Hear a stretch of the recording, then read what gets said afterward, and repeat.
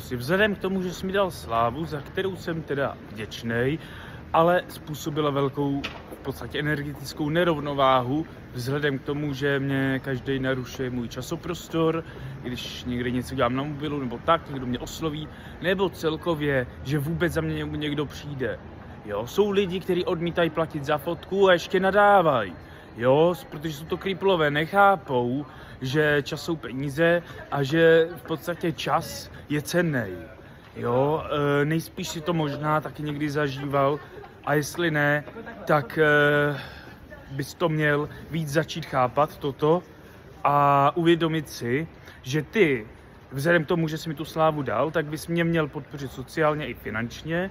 To znamená, měl by si mi posílat prachy na můj účet tady nahoře a když to řeknu stručně, energeticky podáno, tak ty bys mi měl kouřit péro a já bych měl kouřit péro tobě, ale v metafoře samozřejmě, nejsem buzerant.